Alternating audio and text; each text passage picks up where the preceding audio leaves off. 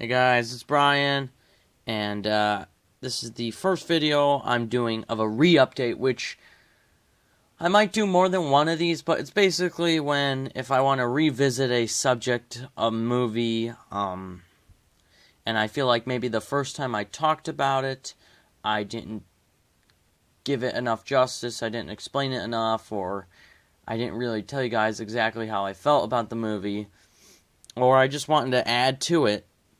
That's going to be a re-update. So this is my first one for now. I'm sure I'll have one in the future, but it's not going to be like a usual thing. It's just if I feel like one of my favorite movies maybe I reviewed and I didn't talk about it well enough, that I'll go back and I'll explain it better. But this is the copy I had on Blu-ray when I reviewed it last for you guys. This is my fifth favorite movie of all time. I love this movie. And so I got another copy, just for the artwork. So it came with this slipcover, which goes over the steelbook of the movie. And here it is, Reservoir Dogs. I love this steelbook. Absolutely love this steelbook. Got cool side art. And the back of it's really neat, too. Absolutely love this movie. So, I've already explained it in my first video, but Reservoir Dogs, if you don't know this movie already, which you should have, it's basically just a group of bank robbers, and they go back to a warehouse after robbing this store, and most of the movie is dialogue. There's very little action. There's a little action here and now in flashbacks, and maybe towards the end and a little bit in the middle, I guess.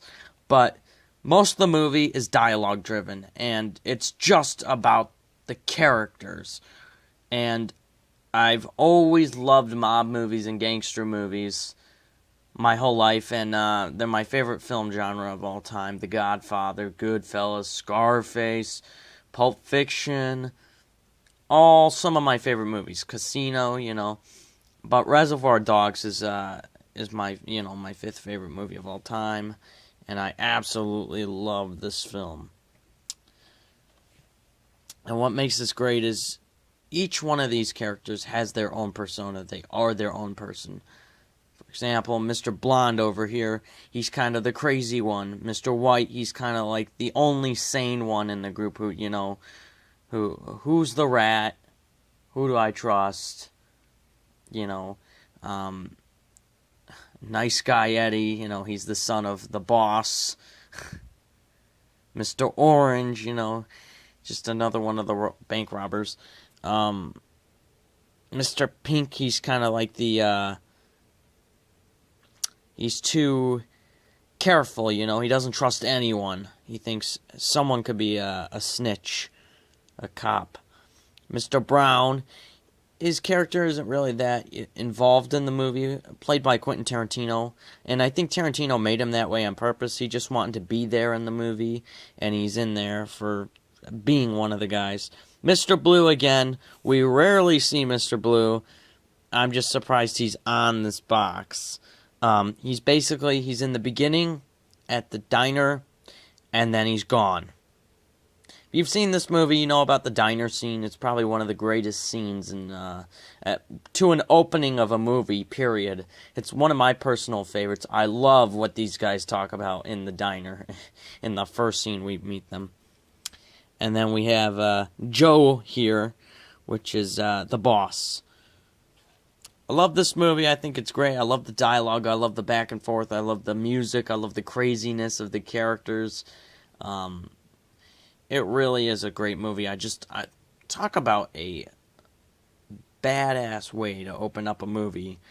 To have all these guys with the black suits on and the shades walking down the street with the music playing. I love it. I love it. It's just one of those movie scenes, openings of a movie that it's just a cool way to open a movie, and a lot of people could not pull off cool in a movie, but Tarantino does it very well here. And I think if he opened up the movie that way, it wouldn't have worked, but because we had the diner scene and we got to we got to meet these guys and we got to hear what they're like, what they talk about.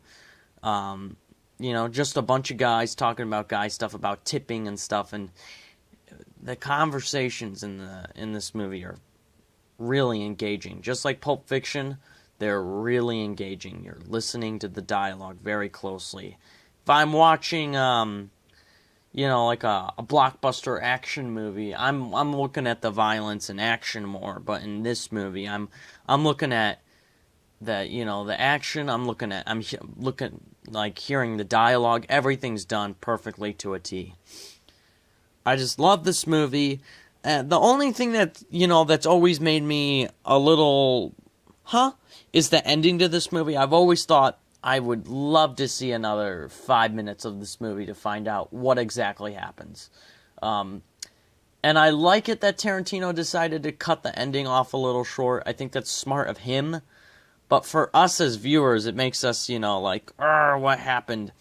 First off, in the movie, one of the bank robbers, is a cop. And we don't know which one it is. If you haven't seen the movie, I won't spoil it right now. But I would advise you, for the next part I say, to leave the video, because I just want to get into a quick spoiler here. If you're okay with it, then you should be okay.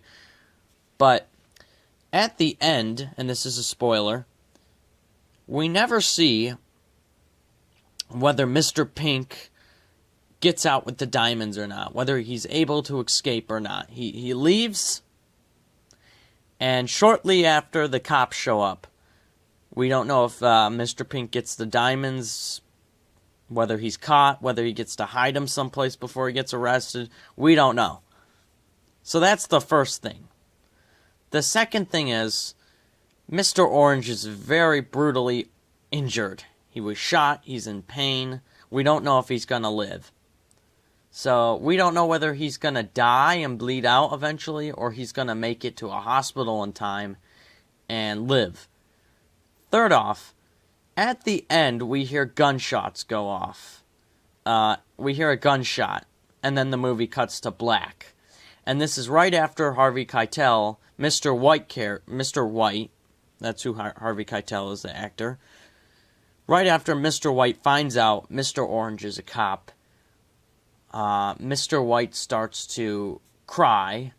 He starts to get kind of mad, and we hear a gunshot. We don't know whether the cop shot him.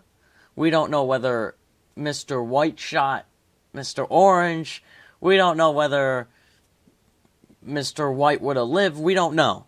So the ending is very intense, the ending, it cuts to black right when you want to, you want some of your your questions answered, and they're unable to be answered. But even with this ending in, which I do love the ending to Reservoir Dogs, I would not change it myself. I'm just saying that it was a little open for my liking. However, I love the movie. It's one of my favorite movies. You take any movie from this row, front and back, that I personally bought, I will pick Reservoir Dogs over it. Take this row, probably the same thing. I love Reservoir Dogs. There's very few movies, I can say I'll watch it any day of the week. And Reservoir Dogs, I'll watch any day. I'll watch it from the middle and continue on. I'll watch it from the beginning and continue on. But whenever I see it on, I watch it. And that's why I bought the Steelbook. The Steelbook, wasn't like cheap or anything, but I had already owned this version of the movie I've had was kind of like the $5 version I picked up for myself, because when I was starting my Blu-ray collection, I needed it in my collection because I'm such a huge fan of this movie. And so I just bought the $5 version and, put it on my shelf. However, I found this version. This is the inside cover art. This version on Steelbook, for like $15. And I really didn't want to pass up on that because it's really cool looking. Hold on, guys. Let me just get this slipcover on. Okay. That's what it looks like with its cover on. It's a really cool steelbook. And I love this movie, guys. I highly recommend if you check out Reservoir Dogs. This is by the same genius that made Pulp Fiction, which is my favorite movie by him. He made Jackie Brown, he made Kill Bill, he made Django Unchained, he made The Hateful Eight, which I saw in theaters, which is a great movie. Inglourious Bastards. The guy's a legend. So check out Reservoir Dogs. It's by far one of the best movies, in my opinion, ever made. And it's a must-watch. 10 out of 10, guys, this movie gets. Thanks for watching.